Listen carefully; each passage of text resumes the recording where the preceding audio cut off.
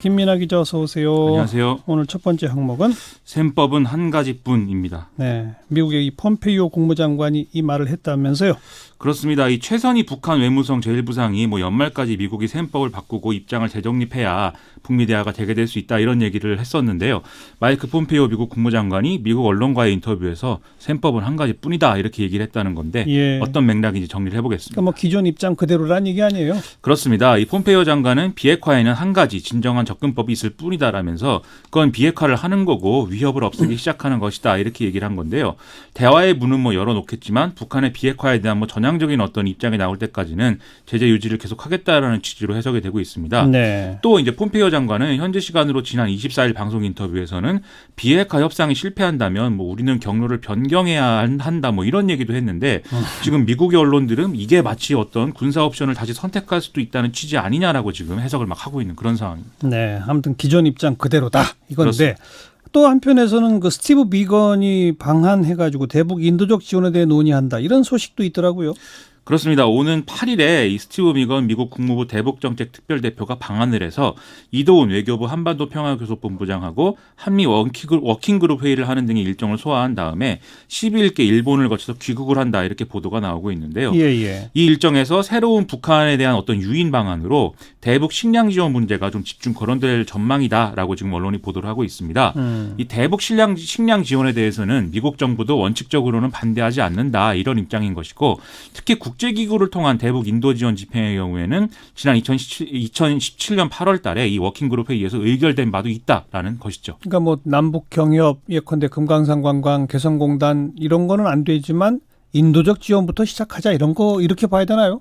그렇습니다. 그런데 이제 말씀하신 특히 개성공단의 경우에 우리 기업들의 좀 이해관계도 걸려 있기 때문에 좀 그런 것들이 받아들여질 수 있을 만큼의 어떤 북한의 태도 변화를 이끌어내기 위해서 이런 인도적 지원이라든지 이런 노력을 시작하는 게 일단은 중요하다 이렇게 말씀드릴 수가 있겠는데요. 예. 오늘 김현철 통일부 장관이 또 개성공단 기업인들과 면담을 진행을 했습니다. 오찬을 겸해서 이 개성공단 기업협회 신임 회장단과 상견례를 하겠다 이런 성격의 일정이었는데 최근에 개성공단 기업인들이 방북을 요구하는 상황에서 이 일정이 진행이 됐기 때문에 좀 눈길이 쏠리는 그런 상황이었습니다. 여전히 방북 신청은 받아들여지지 않고 있는 거죠? 그렇습니다. 이 개성공단 기업인들은 지금 개성에 두고 나온 시설 점검 등이 필요하다는 이유로 지난달 30일까지 9차례에 걸쳐서 방북을 신청을 했는데 앞서 8차례 방북 신청에 대해서는 정부가 이제 결정을 유보한 그런 상태죠. 개성공단 기업인들의 방북 자체가 대북 제재에 저촉된다든지 이런 건 아니지만 개성공단 재가동을 위한 어떤 준비 차원 아니냐라는 시각이 있을 수가 있기 때문에 이걸 좀 조심하고 있는 거 아니냐라는 게 언론의 해석입니다. 네. 북한은 어떤 태도예요 지금? 우리 정부에 대한 어떤 저강도 비난 이런 것들을 이어가면서 남북 공조를 촉구하는 그런 상황이 이어지고 있는데요. 자신들의 입장에 보조를 맞추고 좀 실천적인 행동을 통해서 진심을 보여줘야 된다. 이런 식의 이 주장을 하고 있는 겁니다.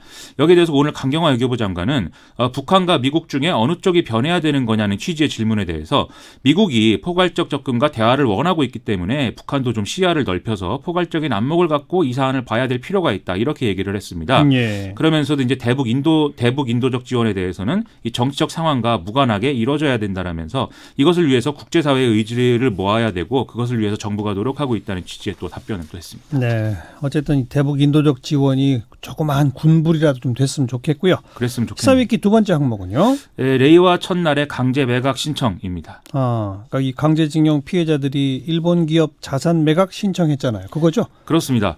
어제 마침 이제 일본 나루히토 황세자가 즉위를 하면서 레이와 시대가 열렸다 이렇게 얘기를 하고 있는데요. 일제 강제징용 피해자들은 대법원 확정 판결로 지금 압류돼 있는 일본 기업의 국내 자산을 매각해달라는 신청을 이날 법원에 냈습니다. 이에 대해서 일본 정부는 자기들 입장에서는 좋은 날인데 이런 유감스러운 일이 일어났다면서 반발을 했는데요. 어떤 상황인지 좀 정리를 해보겠습니다. 구체적으로 매각 절차는 어떻게 되는 거예요? 지금 이제 매각 대상 자산이 일본 제철이 소유했던 이 주식회사 P&R 주식 9억 7천여만 원어치하고 후지코시가 소유하고 있는 대성나치유합공업의 주식 7억 6천여만 원어치인데요. 이것에 대해서 이제 신청이 들어오면 대법원이 자산에 대한 이제 감정을 진행하게 되고요. 그 이후에 매각 명령 허가 여부를 또 결정하게 되어 있는 이런 상황입니다. 지금까지의 판결의 연장선으로 보면 매각 명령은 허가가 되는 게 당연하겠죠? 그렇습니다. 대법원이 이미 뭐 손해배상 확정 판결을 했기 때문에 피해자들의 매각 신청은 지금 허가될 것으로 예상이 되는데요. 예. 그렇게 되면 법원이 이제 전범 기업들에게 매각 명령서를 보내고 매각 절차를 이제 진행을 하게 되고요. 그다음에 이제 매각 대금이 들어오면 이것을 이제 피해자들에게 전달하는 절차가 진행이 되는 거죠. 예. 이 과정은 이제 최소 3개월 이상이 걸릴 것으로 지금 예상이 되는데요. 다만 전범 기업들이 어떤 절차에 의해서 뭐 항고를 한다든지 이럴 경우에 매각 절차가 뭐 지체될 수 있다 이런 지적도 나오고 있습니다. 네. 일본 쪽에서는 뭐 경제 보복 이런 얘기까지 나오고 있죠. 이 요미우리 신문이라든지 이런 언론 보도를 보면 일본 정부가 뭐 관세 인상이라든지 뭐 송금 정지, 뭐 비자 발급 정지 이런 조치들을 검토할 수 있다라는 목소리가 나오고 있다고 하는데요. 뭐 또 다른 언론 보도에 의하면 뭐 이런 조치들의 목록이 100개도 달한다. 뭐 이렇게도 얘기를 하고 있습니다. 하지만 이에 대해서 교도통신 등은 일본의 어떤 대응 조치에 대해서 한국이 또 이제 대응을 할 경우에 일본 경제도 같이 타격을 받을 수밖에 없기 때문에 실제 이런 보복 조치의 발동은 또 어렵다는 지적이 나오고 있다고 보도를 또 하는 상황입니다. 계속 이렇게 상황을 안 좋게 놔둘 수 있느냐, 뭔가 정부가 좀 나서서 해법을 찾아야 되지 않느냐 이런 지적도 있잖아요. 그런 지적이 좀 제기가 되고 있는데요.